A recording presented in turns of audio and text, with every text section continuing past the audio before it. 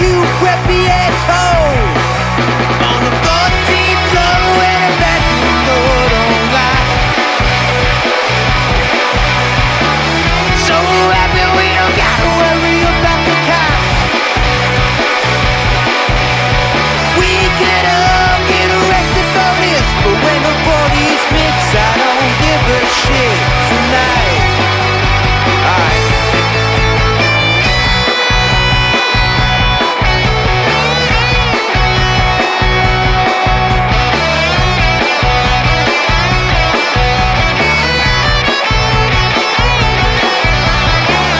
Now she walks in the bedroom fast, despite all the noise from the crowd. Now she's bedless on the bathroom sink. Her mother would be so proud. Gets on a deed and there's a line to go pee, but the bathroom looks like a war zone.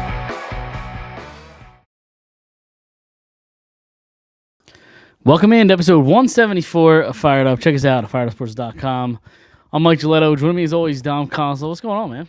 Yo, what's going on? Not much. Doing this on a Tuesday night. Better late than never, is Yes. the saying goes. You know what's funny is so I was the reason we pushed back a night. Not necessarily because The main reason. Well, there's a chance I wasn't going to be able to do it yesterday anyway. So Yeah, just but kinda like me, you know, I guess what I'm trying to get to is in about what time is it right now? 9:09. In about 20 minutes is when I fell asleep last night. Like 24 hours. Like 24 hours ago. In 20 minutes, 24 hours ago is when I fell asleep for the night last night. I was running on E yesterday. So hopefully tonight I don't lose you in 20 minutes. That would not be good for the We're show. close. We're not on E yet. But the check engine light is, or not check engine. The gas light is on. is turned on. Yes. You got another. I even said, 25 miles. listen, I just told you that the friggin' engine light was on. So I mean, we're close. We're close. The engine light is not Tired. going to tell you how much gas you have in the car. It's not. We'd be in a lot of trouble if it did, or if we thought it did. Yes, exactly. Yeah, I mean, it's kind of been a crazy week. Obviously, there's no Eagles football on Sunday. You had it Thursday, instead. So Sunday, I didn't watch any football Sunday. Like it was there wasn't much in my house. I don't know about you. Like whenever the Eagles don't play, I feel like I just don't. I feel like I check out on Sundays. Well, yeah. I mean, a lot of it has to do with fantasy for me in terms of like, because I'm in 4 leagues. My big money league is the one that I care about the most, and I'm in last place in that. Well, it's really Chris and I. Chris and I are on a team. We're in last place, so it becomes a little less fun. But I did watch a good portion of the Bills-Chiefs game. Okay. I think it was a 4:30 game, prime time. So, yeah, I mean, I watched here and there. I didn't watch as much as I usually do if the Eagles play on a Sunday, but or if I'm winning in fantasy. But yeah, I caught a little bit of the what was the Sunday night game? The Bengals and Chargers. I caught a little bit of that game. Yeah, I didn't watch a second of that game. Okay. I mean, kickers had a rough weekend. I'll say that. They did, specifically Jake Elliott and Justin Tucker. Yes, and Evan McPherson for the Bengals. They should have won that game. Yeah. But before we get all into that, obviously there was the biggest event of the weekend came on Friday night. What was Friday night? The Paul Tyson fight. I'll be the biggest thing of the weekend because I think that went about the way everybody should have thought that it was going to go. I wasn't surprised. Any logical person. Correct. Yeah, that didn't surprise me at all. The outcome. I did. I'm not gonna lie. I didn't watch a second of it. Oh, really? No, I didn't, because I have zero interest in watching an exhibition where a YouTuber fights a 60-year-old man. I didn't have interest in it, but I was intrigued. Like, intrigue is the right word. Because, like, Isn't intrigue mean interest? No, I don't think so. Yeah, it does. It's another way to say interested. Maybe, yeah, but like, I didn't care who. Like, I wasn't interested in the outcome. I think most people who watched it didn't. I was care intrigued, like, to see what happened, who won, like, who's gonna knock out who. I think obviously that didn't happen. I think that's 95% of the people that watched. Right? Yeah, that's probably fair. I'm sure most people watched because they gambled on it. And, sure. Yeah, I don't know. I'm not a huge boxing fan. I do like a little bit. I don't watch any of the UFC, but it's not the same sport that it used to be. Although I do think that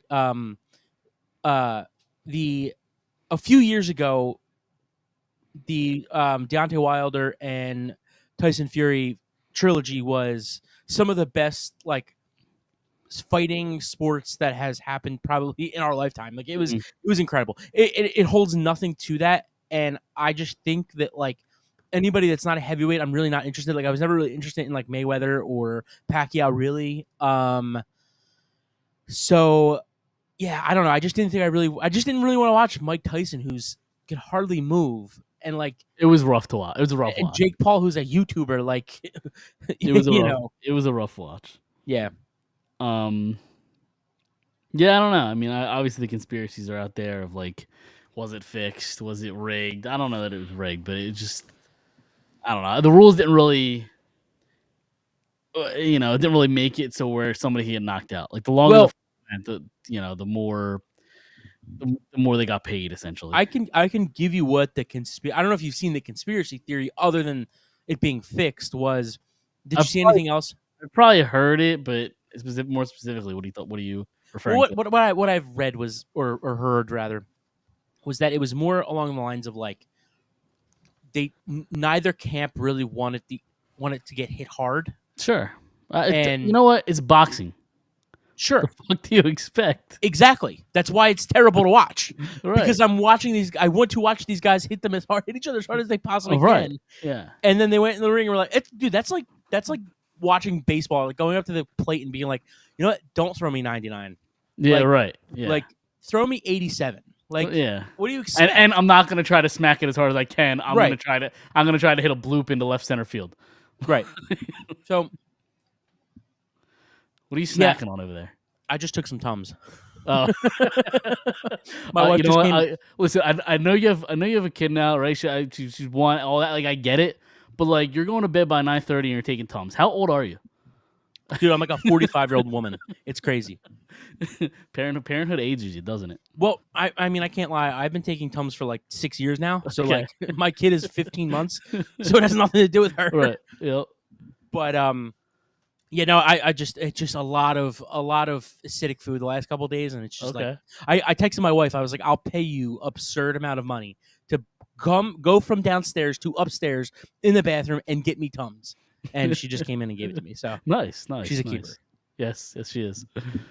Where were we? What were we talking about? Boxing. Yes, the fight. The Tyson fight. Yeah, you were saying something. I cut you off. Yeah, I had a thought. I can't remember. The conspiracy. Basically, just that like neither camp really wanted each other to hit hard, and again, like we said, that's literally the point of boxing. That's why I don't have interest in it. Like it's just it means nothing other than the fact that it's a money grab. And listen, like, she just commented, but did she? Hold on, comment up. How much? You know what? This is $1 million questions. How much did she charge for the Tums? I mean, we might have to come up with a price. We might have to, because it's an expensive deed what she just did. There's a price for everything. Yeah. But going back to the fight, like I don't know. I just don't have any interest in watching an exhibition that doesn't mean much. Yeah. So I mean, I'm ready for Fury to come back next year. She commented again. Yeah, she plans on collecting. We'll find out what is that a threat? Well, I think it was a promise. It was a promise. Okay, that's just a nicer way of saying that's a threat.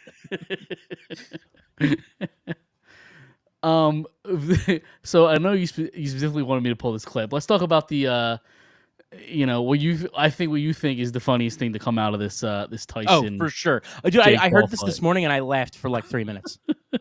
So this is, I believe, before the fight, like a couple days before, correct? I think so. Yeah. Yeah, I believe it's a couple days before. Let me pull up the audio here. Yeah, you only really need the audio. You don't really need. Well, in your return to the ring for this fight, you are setting a monumental opportunity for kids my age to see the legend Mike Tyson. And before he gives an answer, I just want to reiterate: She's a kid. Like if you had to put an age Right. on, what is she, 12? Yeah, I mean, like, but that's the funny part. This whole thing, it's a kid, and you know what? The way she worded this, and like, if she wants to go into journalism, like, this is amazing. Like the way she came up with this Sure, question, totally.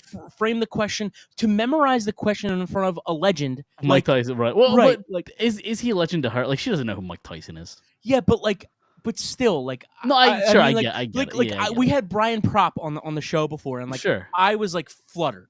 Yeah. You know what I mean? And like, you know, he was a great player, but like, Sure. he's not equivalent to what Mike Tyson is as a course boxer. not. Of course not. Of course not. All right. So again, reminder: she's like 11 or 12.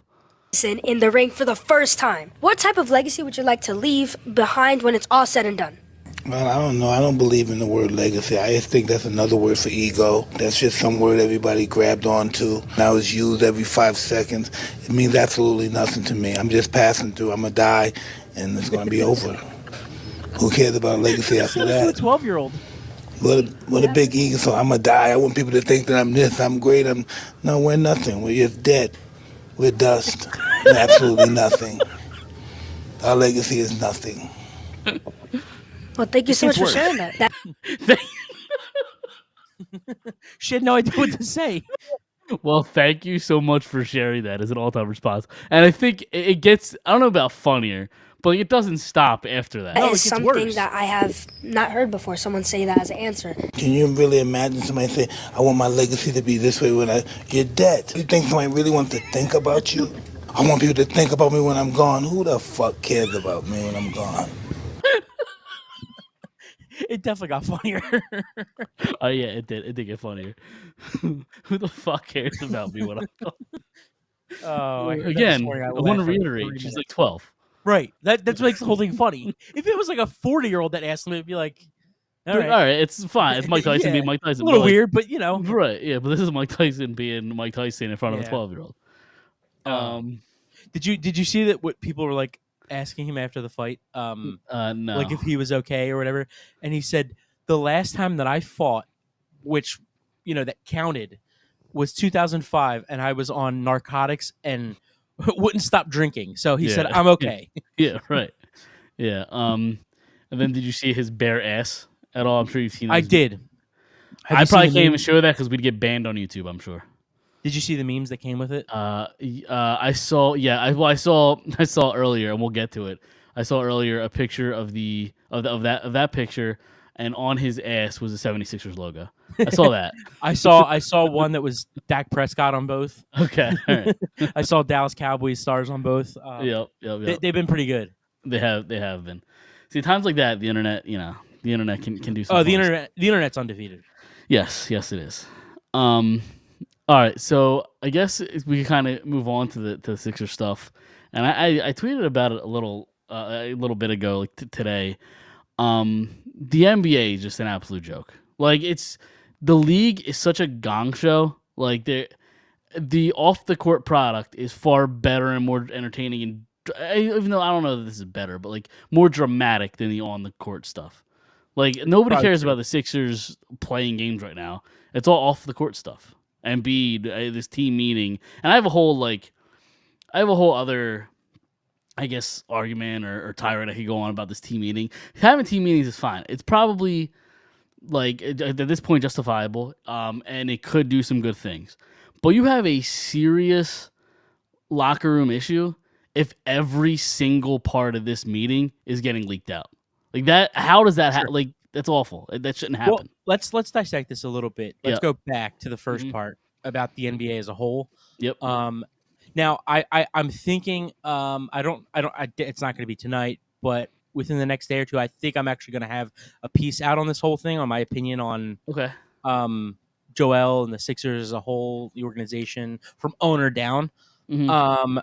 So I'm saying this so I can hold myself to actually doing it. Okay. Now we're on record. I'll hold you to it. But yeah, I mean, the NBA as a whole has been really bad for a really long time. I think there's a lot of reasons for that. And we've talked about it. We can talk about it. We will talk about it in the future, I'm sure. But I think the Sixers are kind of like feeding that narrative, right? Like Sure. with Joel as a whole, where he didn't start the season healthy, right? Yeah, they handled Joe. And there was just no answer. Like we Yeah, talked just about it a couple singling weeks ago. like the whole entire thing is a mess. But like just singling out how they handle Joel Embiid in training camp and the start of the season, it's just that And in itself, I think is almost a fireable offense. I think that they really left the coach hang out to dry too. Like they basically were like, you're the one that has to answer the questions, and like the owner and the GM and the president like all kind of just stood behind and just allowed Nick Nurse to kind of take the bullets for them. And at some point Nick Nurse like kind of got upset with it, like like any normal human being would, answering the same question over and over again, and then having the people that have the answers, that should tell you the answers, that are your bosses, will not give the answer. So like there's a little bit of like, you understand that kind of so between that and then like you said, like him not being healthy, and then on top of that, what I just said, and then like another thing being like they look terrible even with him on the court, and then it's like, and then this whole thing comes out today where like there's a whistleblower obviously in that locker room that is basically giving out all this information that should stay in the locker room, Every single detail of the meeting, word for word. And I am a huge Nick Nurse guy. I think Nick Nurse is a great coach. I think he's proven to be a great coach. But that kind of does that start in his locker room? Like, Sure. I think there are some things that we have to start questioning about him as a coach. Well, I saw there was, and I don't know if you saw the same thing online, and I didn't really fact check. So if I'm wrong, I'm wrong. I saw an article that came out when he was in Atlanta, and they had a team meeting, and everything at that team meeting also got leaked. You mean Toronto? I'm sorry, Toronto. Okay. Sorry, I meant Toronto. And everything in that locker room got leaked. Okay. So is Nick Nurse, the head coach of the team, the mole? Yeah, I didn't think about that actually. Yeah, I'll see if I can find. I don't think so. I think they could tell you one of two things: whether, what you said, is he the mole, or does he not run a tight ship? It's funny. There was a joke today that I saw that somebody said, I think it's Eric Gordon because he just looks like somebody that would rat. Yeah, it's so frustrating. Yeah, it's I guess it's just something that we kind of have to see, especially when they come back on the court, because Maxi's supposed to be coming back later this week. And obviously, if anybody doesn't know, the whole story is that Maxi basically held Joel accountable. I'm also going to write a lot of this, that I think that you have to really start looking at the nucleus of things. You have Brett Brown and Doc Rivers. You have Jimmy Butler. You have Tobias Harris. You have Ben Simmons. You have Markelle Fultz. I mean, there's a list. Like, and obviously, all of those guys have come in and left for different reasons. But it just kind of is starting to become a little bit more obvious because you have Nick Nurse, who is this proven coach who's won at every level. He's won a championship at every level.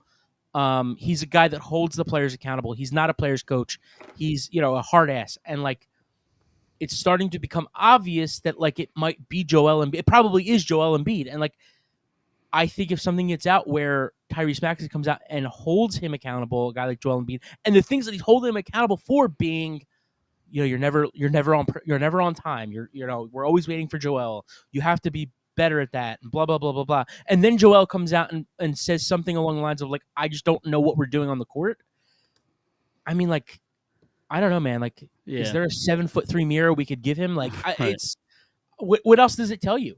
I was also slightly off on that report. From what I just looked, he didn't necessarily leak something out, but back in his Raptor days, he used the phrase "elephant in the room," which is a common phrase, and apparently he used it a ton when he was in Toronto, and that was one of the phrases used in this meeting. Didn't Maxey say that though?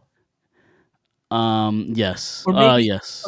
Did he? Or I was just saying because maybe I just saw. Well, that no, it was in the Maxey article. Yes, it was Tyrese loves big fella, and that's all in quotes. And then the next thought is the person of the league saying, "But this is the elephant in the room." Gotcha. So, people just speculating, but Yeah, there could be something to that. Yeah. Could be something there. And if your head coach is leaking that, then you have a bigger issue. You have a head coach problem. Oh, Like a team meeting is supposed to stay in the locker room. no, for sure. I don't disagree with the leaking part being if he is the source. I don't disagree that that's a problem, but I just think I'm at a point where, I'm kind of over Joel. That's the thing is like, where do you go next? Like, you can't trade him. I don't think. Well, not today, but like, listen, and again, I'm going to write a lot of this. Mhm. You could argue he is the most talented player that has ever stepped on a court because his size, the way that he could score, the way he could, the way he rebounds, the way that he plays defense, he does everything. And Raw talent. raw talent, correct? Sure. Yeah. I mean, obviously, I think if you talk about talent, you talk about the championships and playoff, Sure. blah blah blah. He obviously doesn't have that. But Jordan, I'm LeBron, saying, like, Kobe. Like, there's a ton of people you can name. I'm before just you saying get the to pure, LeBron, or before you get to talent. Joel. Correct. Sure. I'm just saying the pure talent of being able to play the game. Sure. And I don't think it's an accident, especially in the regular season. Obviously, we haven't seen it in the playoffs, but like in the regular season, when he plays, they win, and when he doesn't, they don't. Right. I think from a pure talent aspect, he is the best player to ever. You could make an argument he's the best player to ever step on a court. I don't think you will ever get anything that you should for him in a trade. I don't care if it's 10 first-round picks and 3 good players. Like I just don't think you're ever going to get what you should for him. But that doesn't mean you shouldn't or can't trade him. Yeah. So, but I don't know. Like, trading him, doesn't that kind of signify, hey, we probably gonna have to go through another rebuild? well, they're about to go into it with him. Yeah, sure, So, like, fair. What's the point? Like, who cares? Yeah. And at that point, I mean, we can all agree the process was an epic failure. Didn't work. I'm not going to say that because I think the intentions were there, and I think it could have worked out if things were different. Like when things are different, I just mean like if the process in general was to tank to get picks in order to draft players that, and who did they draft in that? They swung and missed on a bunch of those picks. Well, look at every NBA draft. You usually do. Like it's Yeah. But when you have 5 top 3 or 5 picks in a row, like they missed on everyone except Joel. I don't think they missed on Ben Simmons. I think Ben Simmons became, dude. Look at him. He averaged like 25. Like, Like, then what happened? Then what happened? I think that a lot of things happened to him. I think that's why I don't think it's necessarily a failure. They should have done or whatever it is. I just think that the way that things have gone, if things would have gone a little bit differently, I don't think you would look at it as a failure. That's all. I don't think Ben Simmons becoming the player that he did in regressing is because of the process. Like, I think that he just has a lot of mental issues. Has a lot of I don't want to say daddy issues, but like I think his father plays I really think his father plays a pivotal role in, no, you have to play like this, and everybody else is telling him, no, you have to play like this. And when you have a father who played in the NBA, or I don't know if he played in the NBA, but he played professionally in Australia, like he's in your voice all the time, or in your head all the time. He's the voice in your head all the time. So like he's the one that taught him how to play the game, and like I think that there's like a balance that he couldn't get, and eventually it kind of took over. And but I don't think I think they hit on Ben Simmons. It's just that the guy he became just wasn't necessarily what they needed. I don't think their styles only got them so far.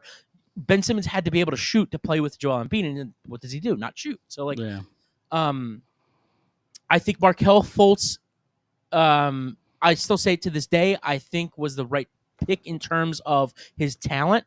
I was watching some of his highlights the other day from college. Like, he was the best guard in he was the best player in the country, like, that year. I get it. He was in a bad conference. He played for a bad team. They didn't make the NCAA tournament. I understand, but like if you were to watch that back, like you would sit here and say he was better. He was going to be better than Tatum in that draft. But I just think that like the Sixers have made the wrong choices over and over again. I personally, I've said it before, and I've probably said it on the show. Like I think that when it was time, when Jimmy Butler was here in the end of 2019, when the Raptors, Nick Nurse and the Raptors beat the Sixers in the playoffs in that the Kawhi shot, I think that offseason, Jimmy Butler said, I want to play with Joel, but I don't want to play for Brett Brown. And I think the organization said, well, we're going to keep Brett Brown. And like, you and Ben probably don't, mesh very well on the court. We'd rather take our chances with Ben because Ben was averaging 23, 25 points at that point in his career. And Jimmy was getting older and Ben could be the defensive player of the year at some point. And I think that was a turning point for the Sixers in saying, thanks, Jimmy, but no thanks because we want to keep these two guys. And they said, well, we got to give the money to somebody. And they said, Tobias Harris is here. We're going to give it to him. And that was kind of the turning point of like everything that it's kind of like the parallel universe, like you make one decision and like all things change. I kind of just feel like in a stupid way, like that's kind of what happened. Not factually, but like in a theoretical sense. Yeah. Yeah. So I don't know that the process was failure because again, you could look at the Charlotte Hornets first round picks in the last 10 years. Like even the Boston Celtics, like look at their first round picks. Like they aside from, they hit on Brown and Tatum, but like they traded for Drew Holiday to win a championship. They traded for Porzingis to win a championship. Like, you're going to hit on a lot of guys. It's just in the NBA. It's not after the first 3 picks, really. It's like, it's a crapshoot. Yeah, and I hear you. I don't know. When you have 3 top 5 picks in a row, 2, 3, or 4, whatever it was, I don't know. I think the goal is to get further than the second round of the playoffs. No, that is the goal. I mean, right. That is their goal. That was their goal. And it didn't work, which means it's a failure. No, I think it's a failure for a different reason. I think it's a failure because Joel Embiid is the problem. I don't think it's necessarily the fact that they tanked and they chose this guy. Was he the problem? Was he the problem the entire time? That's what I'm alluding to. Is that sure? You have X, Y, and Z. You have Jimmy Butler and Ben Simmons and Markelle Fultz and their bench has kind of always sucked too, to be honest. Sure, but like it's just a laundry of list of it's always the other guy, and now Maxi's here, and it's like I think the organization has to take a look at like the fact that like even James Harden is in that conversation as much as I can't stand him, but like he's even in that conversation where like. He's a part of that list of the guys that were here that left because they couldn't get it done on the court. And like, no, I just don't want Maxey to be that guy. Sure, I don't want to be the next guy on the list. Here's the question I have. Maybe this is going too far, and you're going to say I'm crazy. 2014 draft, Joel Embiid 3. Was it the wrong pick? Looking back, not at the time. Looking back, should they have gone in a different direction? I don't. In terms of like drafting a different player in the 2014 draft, I don't remember who else was in that draft. Number 4, Aaron Gordon. No, Joel. Number 5, Dante Exum. No. Number 6, Marcus Smart. No. Number 7, Julius Randle. No. The next handful of guys definitely not. Zach LaVine. No. No. I mean, it's Joel. It's right. That was the right choice. It's just I just think it was a domino effect of things that like. Listen, he's obviously injury prone. Like, damn, Jokic was a 7th round pick that year. Yeah, damn. I think that it's a domino effect in the idea that, and again, I'm going to write a lot of this too. Like, I think that the organization has catered a little bit too much to Joel Embiid, and you have to cater to your stars, right? Like they obviously call Bryce Harper. No, sure. It's every league. You call Bryce Harper and say, "Hey, who are you interested in free agency this year?" They, they obviously didn't listen to Iverson back in the day, but yeah. But I just think they've kind of catered to him a little too much to where, and I've said this on the show before, probably multiple times, where, hey, my fucking pinky hurts. Like, I'm not going to play tonight. Like, they catered a little bit too much, and I think it gave him a little bit too much power. And I think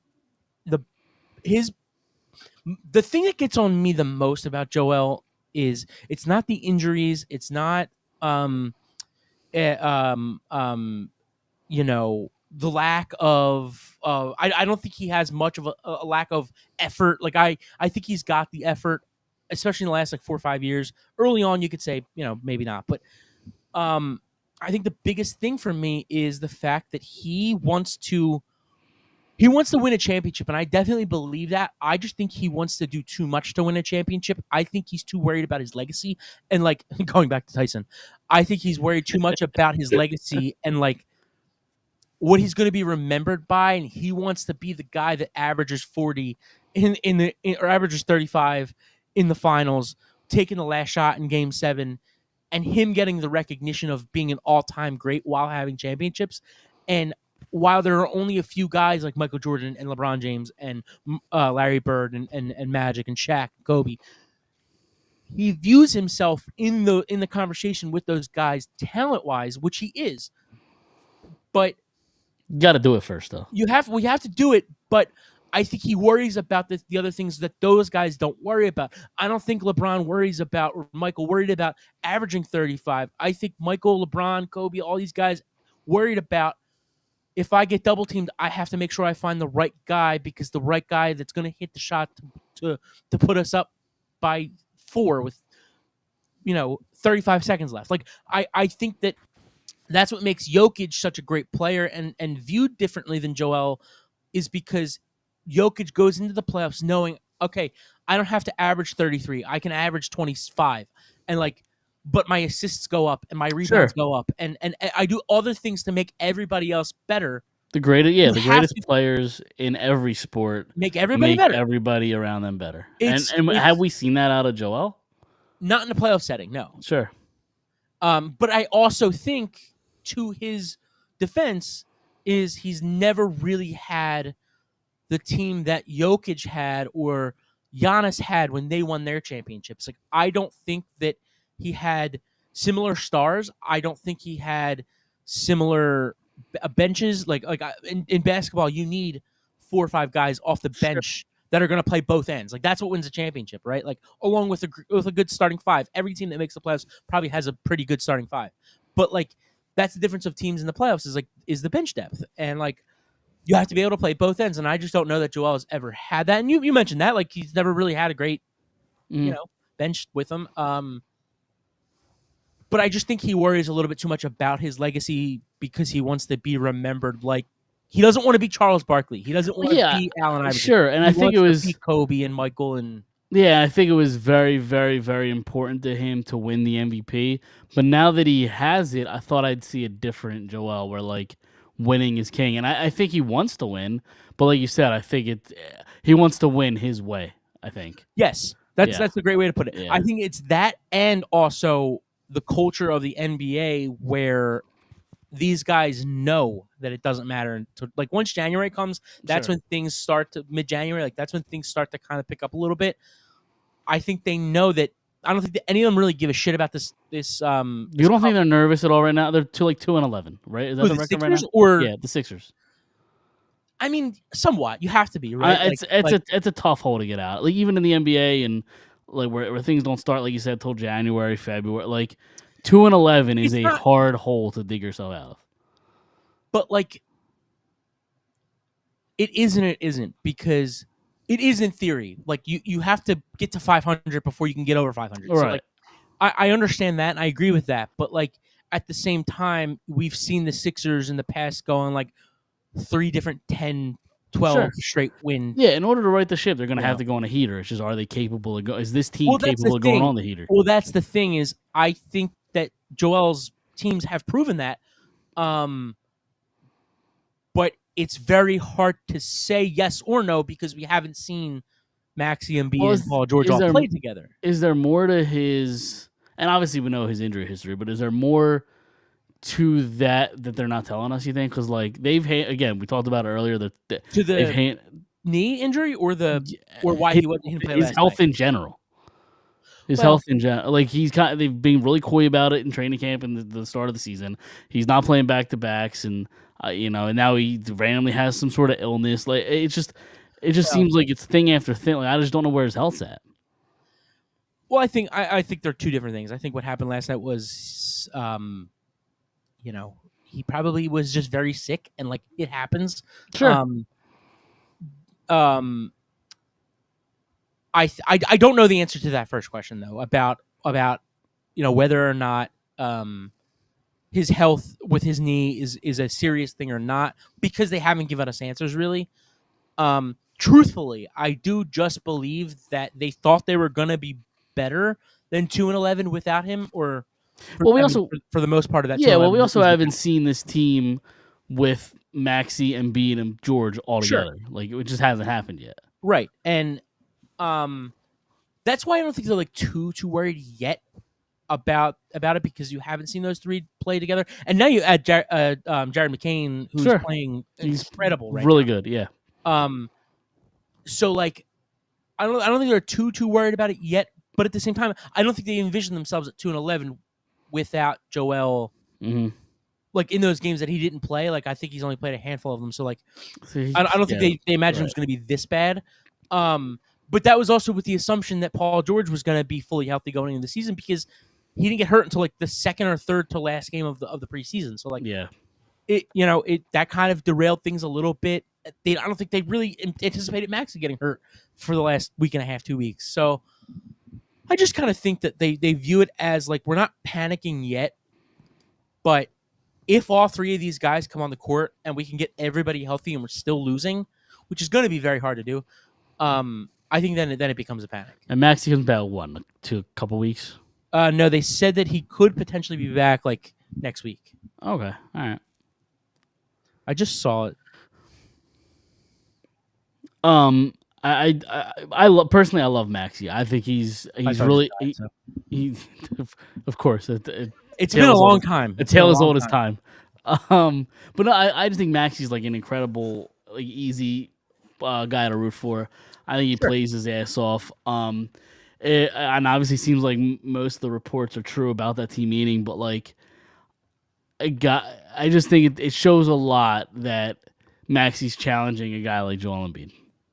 I like Maxey a lot. I think he's a really good player. I just think he's, at least today, he's not built to be a star of a team.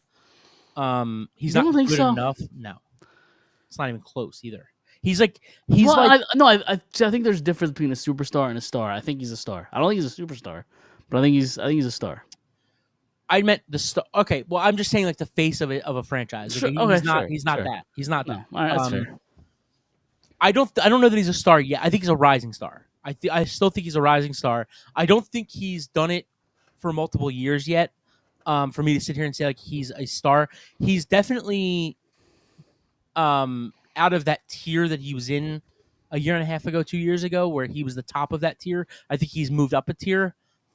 I don't know that he's a top 20 player, or like maybe even 25, but I'd probably be in the top 30, 35. But I don't think that he's ready to become the face of a team. I don't know if he's ever going to be. He might be. He's still 24, like 23, 24. Like he's got a lot to do to become that. Physically, he's got to get stronger, and he's just not in his prime yet, his physical prime yet. And we kind of saw what he was without Joel and Paul George, like a guy that shoots less than 30% from three. Like it would be a struggle for him to. He's not Iverson. Like Iverson took over games. I don't think Maxey can take over games, at least not yet. I mean, I think he took a couple. He took over a couple last year. Again, what was that? When? Did he not have like two like incredible games? Horrible. No, they were they? horrible. But that's the teams am I thing. thinking That's of? the thing is like, that's okay. Even if that is true, like It's just one or two here or there, right? Exactly. And like Yeah. we saw Devin Booker put up a 50-point game and lose. Like they won 15 games that year. Like it's great, but you have to win the games. Sure.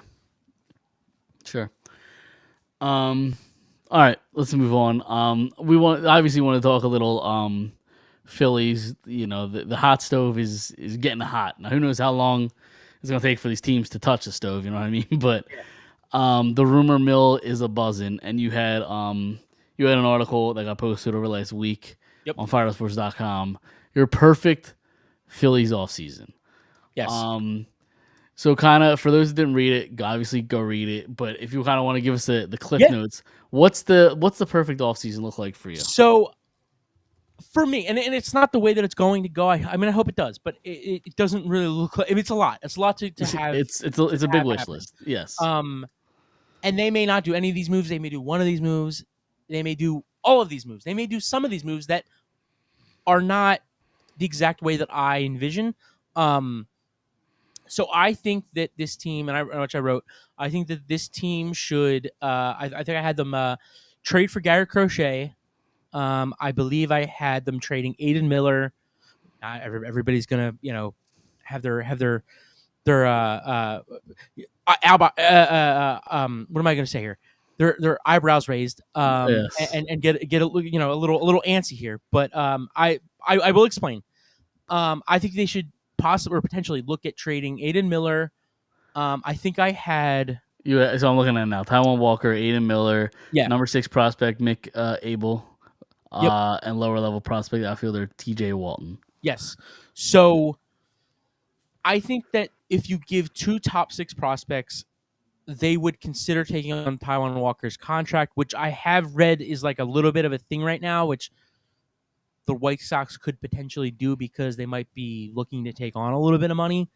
I've also read today that the Phillies could potentially invite Taiwan Walker back to training camp, or not training camp, spring training. And if it just doesn't work out, then they're just gonna cut bait. Yep. So I think if they could trade him, they absolutely would. But like that's gonna have to take a lot. So Taiwan's kind of just like a throw in, but because there is no pressure for the White Sox to win.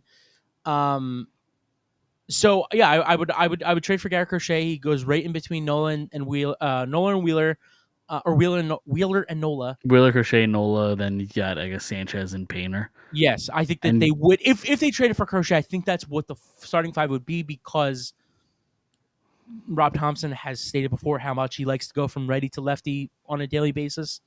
And you're putting Ranger in the bullpen. I'm moving Ranger to the bullpen. Yep. Unless they can trade him to get some kind of value back, even in that White Sox deal. But the only guy I could think of that if you add Ranger is maybe adding Andrew Benintendi. And I don't think I like Benintendi in left field personally. I don't think his bat is strong enough. If you're gonna have Brandon Marsh or Rojas in center, I just don't think it's much of an upgrade in the outfield. I want Teoscar. Give me Teoscar. But a lot has to happen for that to happen. Sure. Because again, and I didn't write this in the article, but if you trade for Garrett Crochet, you're gonna have to pay him because he's going into year 5, and he's already stated that he's gonna want to get paid wherever he goes. So and if you're trading a guy like Aiden Miller, you're not gonna hope Sure. to sign Crochet. Right, You're right. locking him up. Right. You have to sign Crochet. You have to understand what you have to know what Crochet is gonna want in a contract before you make that deal. Yeah. Even if they don't trade Aiden Miller, even if they get a lower level prospect, Mhm. if you're gonna trade for this guy, you're gonna have to know what he wants and be comfortable with giving it to him. But I just think it all really kind of depends. I would love Teoscar. I would probably like him even more than Rooker, because of he's a better defender. He's not great, but he's a solid defender. And you don't have to give up anything for him other than money. Right. Yeah. But I just think it's a lot to ask for in signing, in giving Crochet a contract, signing Teoscar, and also potentially doing the next thing that I mentioned, which is signing Alex Bregman. So in your article, you had them signing Bregman for 7 years, $180 million. That's the top end. According to the latest reports, he wants something close to the Manny Machado contract from a couple years ago, which I believe Never get. was 11 years, $350 million. Yeah. So there you go. He's never going to get that. I read something today that had all of the experts, and again, they're like weathermen or the NFL draft experts that can say whatever they want every single year and never get it right and still have a job next year. But Right. a lot of I read today that I think it was ESPN, basically ESPN, like CBS Sports, Fox Sports, a couple different people from Bleacher Report. There was like a list of people, like writers, experts that have said like what they think he is going to get, and they're all in the same ballpark of 5 to 7 years, like 160 to 180 or 187. I think was the highest. Yeah. I don't think he breaks 2. Really, Yeah. maybe he gets 2, but I don't think he breaks 7 years. And I don't think he breaks the 200. I think we talked a little bit about this either last week or the week before, but the only way you trade Bohm is if you sign Bregman, or do you trade Bohm and find a third baseman somewhere else? Like, are you trading Bohm no matter what? That's a tough. It really depends what they get. Like, Sure. if you can get like a guy with good value in the starting rotation, like it might be worth it because then you really truly do believe in Aiden Miller. Aiden Miller's not going to be up here next year, even if he's killing it. We talked about this in the group chat, and I'm sure we could get to it. Give me Cole Reagans, Kansas City. They're looking for. It's never going to happen. No. But they're looking at Bohm. Honestly, a more realistic option. I'm curious if you would consider this. Now he's obviously an older arm, still pretty good. Zach Greinke, did he do anything for you? No, I don't think he pitched this year. Did he not pitch this year? I don't think he pitched. I think he's like done. There was a name. I actually read that article today after you sent it. There's a name in there that he didn't pitch this year. I'm thinking of a different name. Hold on. Maybe Seth Lugo?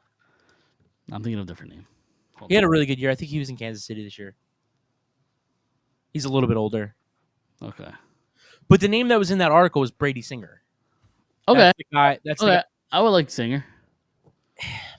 Maybe not for Bohm, but like I think Singer's nice. Give me again. I'm on the Cole Reagans train. I don't think they're going to trade a 25-year-old potential Cy Young winner. It's 26. Same thing. I just don't think it's going to happen. What'd you say? One can dream. Of course. I would love it. Listen, give him Bohm like a top 6 prospect. I personally think Crochet's a little bit better. I know Reagan's had more strikeouts. I just think Crochet did more on a historically bad team. Sure. So I just kind of like Crochet, and Crochet's a little younger. I think Crochet's like 24, 25. For that, I kind of like Crochet a little bit better, but I would be happy with Cole Reagans. I just don't think that Kansas City is in like not win mode, but they kind of saw what they did this year. They're in the close mode. The problem with Kansas City is they're never going to spend money on free agents, so like they're going to really have to build through the draft and like build through the process. Bohm's going to be much cheaper than Reagan's. There you go.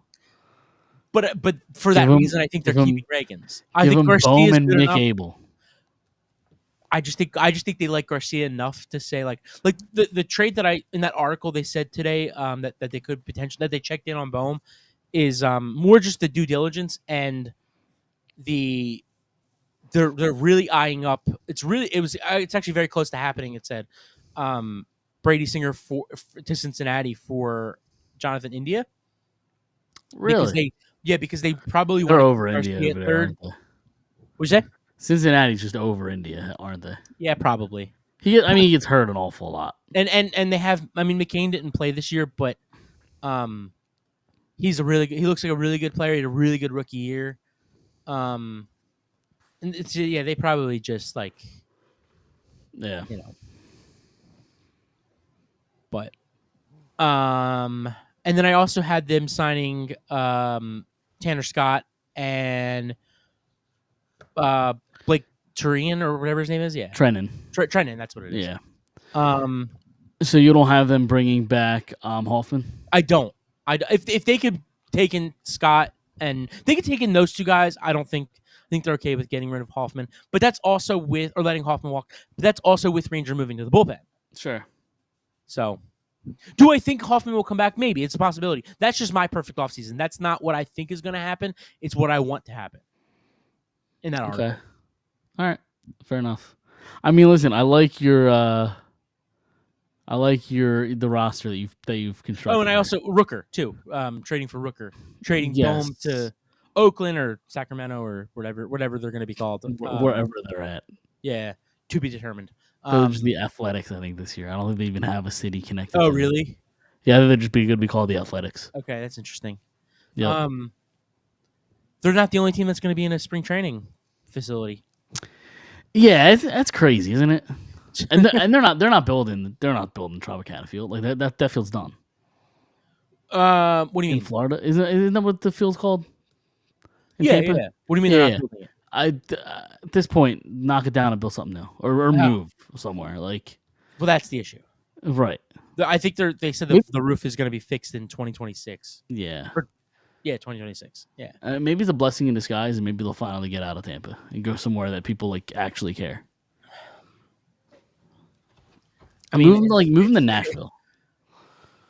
I know Montreal wants them back. Yeah, Yeah, Montreal wants them really back. Yeah, It's not where they weren't there. or before, not back, were but they want a I was team gonna- back. Rather, I got you. because Washington moved to Right. Yep. or I'm sorry, Montreal moved to Washington, and Yeah. but that's like the affiliate now is like Tampa. So Well, I was gonna say they played. Didn't they play some games there not too long ago? I forget what it was. they were also I think they were supposed to play half a season, or there was talks that they could potentially play half a season in half of the season in Montreal and half of it in Tampa. I wonder why it wasn't there wasn't like an option for this year Yeah, I don't know. to just go to Montreal for the year, but It's a they're good going to play question. in rival New York Yankee Stadium in Florida. So In Florida, I also heard the Phillies complex down there is also possible for them. okay, So but yeah, I have them trading Bohm to the Athletics, and I think it was like two lower level prospects, McGarry and somebody else, for Bohm, or I'm sorry, for Brent Rooker to play left field. I get it. Brent Rooker's glove is terrible. You'll take it because, I said in the article, I said, ask the 2008 Phillies about Pat Burrell and the 1980 Phillies about Greg Luzinski, like below average defenders, but they gave you power. And Brent Rooker hit 294 or something, 39 homers, 112 RBIs. Like put that behind 293, Bryce yeah. Harper. Yep, I'm trying to see if you. Oh, here it is. Alec Bohm, McGarry, Aaron Escobar for Brent Yes. Rooker, the 14th ranked I think prospect. Aaron Escobar is a guy that like could jump the rankings in the next year or two if wherever he goes, especially if he stays here. Like I think that I don't know what that means if he's going to be a good baseball player in the MLB. But I do think he could be a guy that will jump rankings a little bit as long as he develops. Yeah. Are you out? I guess out's the wrong term, but because maybe you just don't think it's gonna happen. But like, are you no interest in Juan Soto, or are you just looking? Juan Soto is number one. Like Juan Soto would be incredible. I think he's one of the very few left-handed bats that you would take on this team. I think in that world, I was thinking about this the other day, like what the lineup would be. Because then in that world, like let's go back really quick. Let's go back to the Teoscar thing. Let's say they signed Teoscar. I think you have to keep Alec Bohm one more year. Because of financial reasons. But I think if you bring in Soto, I think the lineup looks a little, I don't know. I was kind of thinking of it like not weird, but like they're very against like the lefty. They Thompson really likes just like his pitchers. He likes to do the lefty righty. I was thinking like it probably goes Schwarber, Soto, Turner, Harper. I think I flip flop Soto and Harper, but That's never. No? I listen. In the baseball, like in my baseball head, yes, it makes sense. Like I'm not saying you're wrong. I think the way that the league goes is that your best hitter turns out to be your number two hitter. I just think the Phillies are an exception because Schwarber leads off. sure. They don't want Harper hitting second. They'd rather him hit third because Turner's, Trey Turner. Like before coming here, he was great on getting on base. Like, I think the way that the Phillies view it is Schwarber leads off with the home run. Trey Turner becomes your leadoff hitter. I was gonna say like that was kind of the plan when they first signed Turner. Turner was supposed to be the leadoff guy. They tried it. They lost a ton of games. They're like, all right, let's do it. Got it. But won us a ton of games. Let's push Schwarber back, and it's worked ever I don't know since. that they've ever tried. Did they try it? I'm pretty sure they did. Did they not early on in the first Turner season? was the number 2 hitter. Day one. I'd have to say it. Hold on. I know. So I could have swore said, that was a big talking point. It was a talking point in whether or not they should do it or not. Remember, Schwarber came here a year before. Schwarber was not the leadoff hitter immediately. That's when they lost a bunch of games. Schwarber eventually started leading off in like May, and then they went to a World Series. The following year, I'm pretty sure they just said, well, we're not sure what we're going to do with Turner Schwarber, and they knew from the beginning Schwarber was going to lead off. And I'm pretty sure opening day, he led off of 2023. I'm trying to find it. See if I can find the lineup from that day. Here, 20. I have the lineup. Nah, Turner led off game 1. Did he really? Yep. I don't think it was that long though. I don't know. That was game 1. I mean, I don't know how many games you want me to go into. Game 2, Turner led off. Go to game 15. Hold on. Game 3, he led off. They started 0-3 that year. Game 4, he led off. They started 0-4. The first series, they played Texas. Then they played the Yankees. They would start 0-4. He still lead off. Okay, then I was wrong. 1-4. They're still lead off. I don't know how far I'm going to go. I could go up to game 15. All right, still lead off 6 games in. 7 games in. Still leading off. All right, 8 games. Still leading off. I have to keep hitting next day. Yeah, you're still fine. leading off. I honestly didn't even think it was this much. I was wrong. And then game 11, or I'm sorry, game 10 is when they didn't even put Schwarber there. They put Stott there for a game, leadoff spot. Okay, what about the game after that? The game after that, Turner's back in the leadoff spot. Where did Schwarber hit? 3. And Harper was 4? Hold on, let me go back, and I will tell you in a second. Harper was not in the lineup for that game for some reason. Okay. Must have had the day off or something. I don't know. Oh no, he didn't start the season. That's why. Oh, that's right. That was You're right. You're right. I guess I'm thinking in May when he came back, but and then game 12, Stott's back in the leadoff spot. Yeah, I just forgot that Harper didn't start the season last year. Yeah, game 13, Stott's back leadoff spot again. So when they took Turner out of the spot, Bryson Stott was there for a little bit. Yeah. Because that's 4 or 5 games in a row right now. I'm seeing Stott there. I'm trying to see when they look put at when Schwarber Harper look at when Harper came back. It was in May. When did Harper come back? Maybe May 23rd. May 23rd. Is that is that an actual day? May 23rd is an actual day. Yes. Well, no, I mean obviously May 23rd is an actual day, but is that what? Hold on, let me see. It was the day that the kid fell into the bullpen. That was his first game back? Mm-hmm. I was there. And you think it was May 23rd? It's somewhere in mid to late May. All right, hold on. Let me look here. May 23rd. Wait, hold on. Why am I doing it this way? I could just go to Harper's game log. Hold on. Baseball Reference is a beautiful website. I love it. 5-5. I love it so. May 5-5, May 5th. Yeah. Do you have a lineup up, or do you want me to get it up? I just looked up when it was. All right, hold on. 1 second.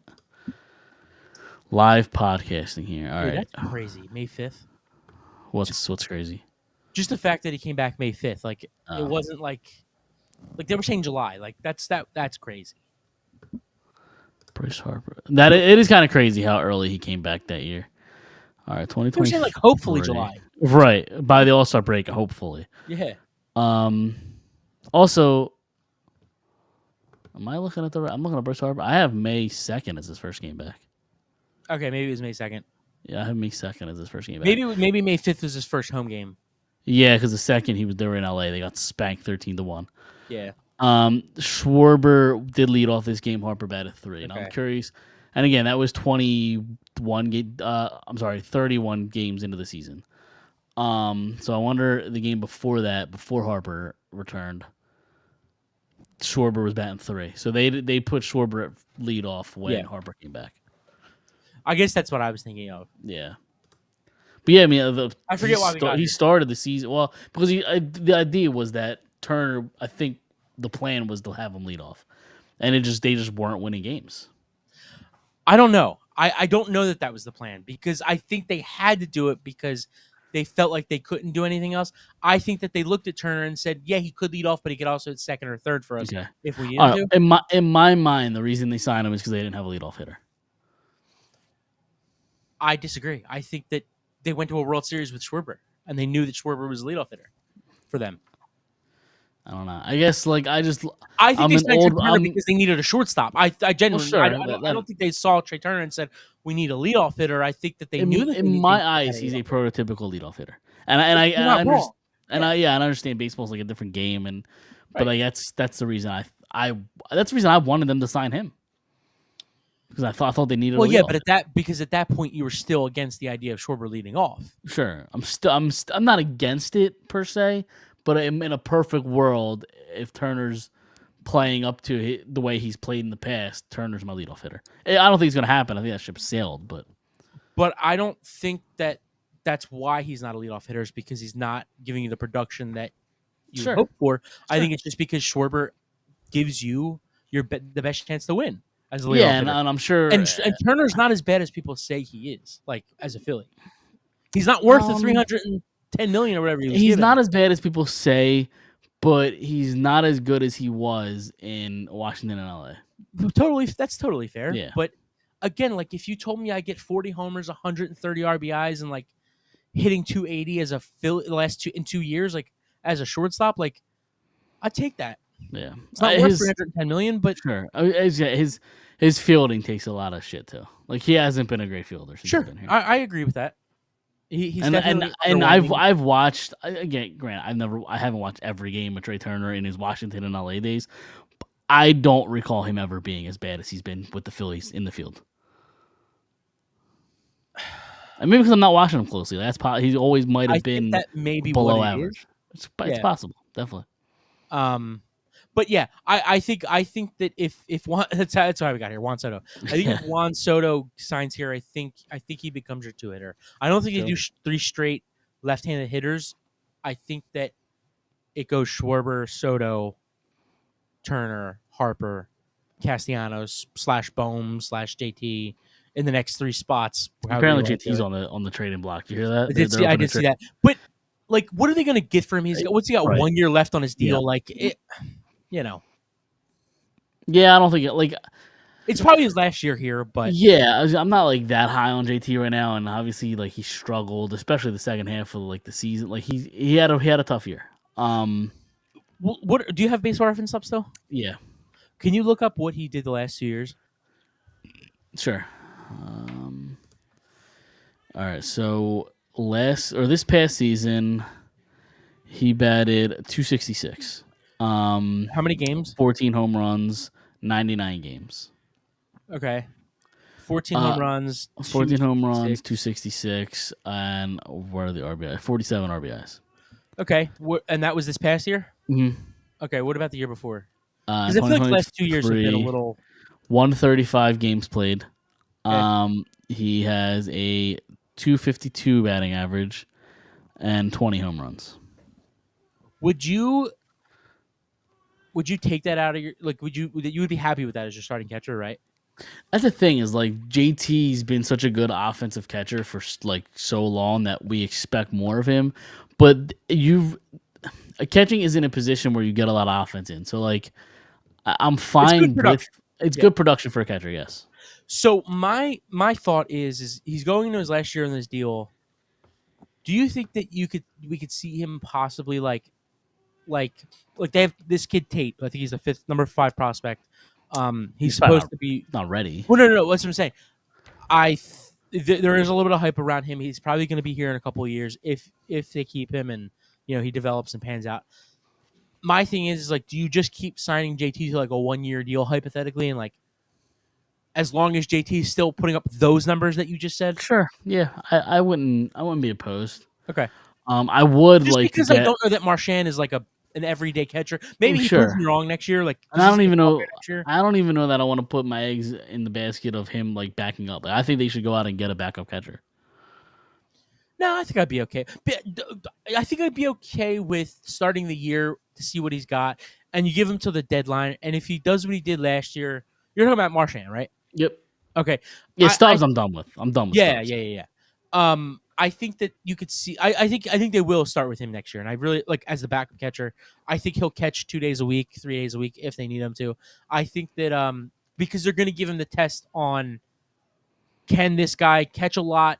If next year we do resign JT to a 1-year deal, can they split?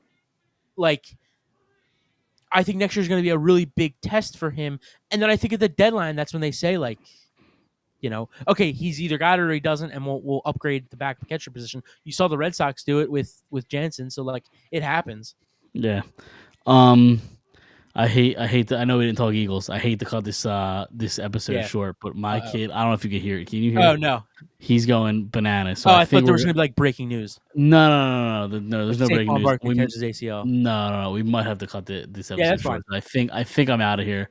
Yeah. I'll be honest. I didn't really watch the Eagles Thursday anyway. I had a hockey game, so I saw like the first quarter. They beat the Redskins or the Commanders, so they're good. Yeah. They, first in the division. We'll talk. Yeah, we'll talk more about it next week. But I hate to end the show early. That's what I'm going to do. I apologize. All good. And like us on Instagram, Facebook, and Twitter at Phired Up Sports. And we will see everybody next Monday. See you then.